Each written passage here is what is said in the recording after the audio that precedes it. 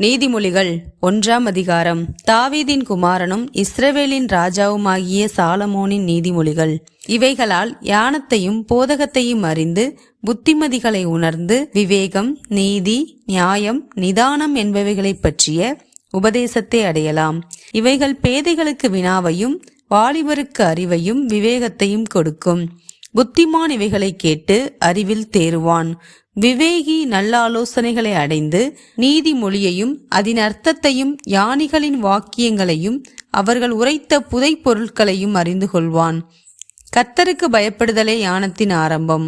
மூடர் ஞானத்தையும் போதகத்தையும் அசட்டை பண்ணுகிறார்கள்.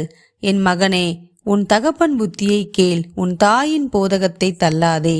அவைகள் உன் சிரசுக்கு அலங்காரமான முடியும், உன் கழுத்துக்கு சரப்பணியுமாயிருக்கும். என் மகனே, பாவிகள் உனக்கு நயங்காட்டினாலும் நீ சம்மதியாதே. எங்களோடே வா, இரத்தஞ்சிந்தும்படி நாம் பதிவிருந்து குற்றமற்றிருக்கிறவர்களை முகாந்திரமின்றி பிடிக்கும்படி ஒளிந்திருப்போம். பாதாளம் விழுங்குவது போல் நாம் அவர்களை உயிரோடே விழுங்குவோம்.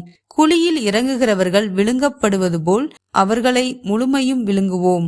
விலையுயர்ந்த சகலவித பொருட்களையும் கண்டடைவோம். கொள்ளை பொருளினால் நம்முடைய வீடுகளை நிரப்புவோம்.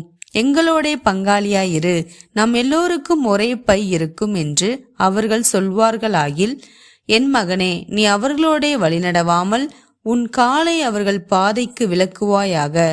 அவர்கள் கால்கள் தீங்கு செய்ய ஓடி இரத்தஞ்சிந்த தீவிரிக்கிறது. எவ்வகையான பட்சியானாலும் சரி, அதன் கண்களுக்கு முன்பாக வலையை விரிப்பது விருதா. இவர்களோ தங்கள் இரத்தத்திற்கே பதிவிருக்கிறார்கள், தங்கள் பிராணனுக்கே ஒளி வைத்திருக்கிறார்கள். பொருளாசையுள்ள எல்லாருடைய வழியும் இதுவே. இது தன்னை உடையவர்களின் உயிரை வாங்கும்.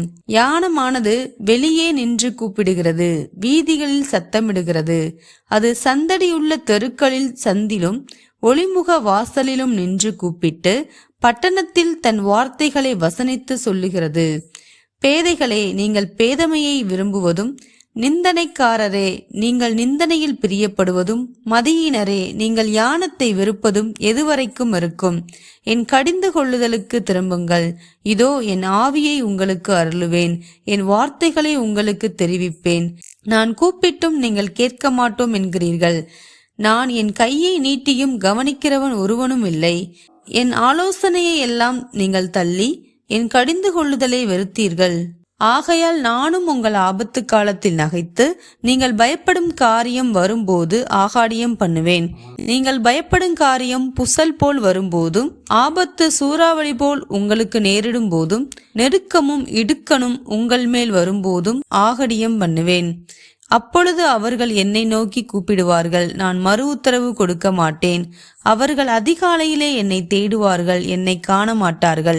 அவர்கள் அறிவை வெறுத்தார்கள், கர்த்தருக்கு பயப்படுதலை தெரிந்து கொள்ளாமல் போனார்கள்.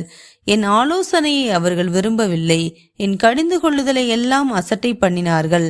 ஆகையால் அவர்கள் தங்கள் வழியின் பலனை புசிப்பார்கள், தங்கள் யோசனைகளினால் திருப்தி அடைவார்கள்.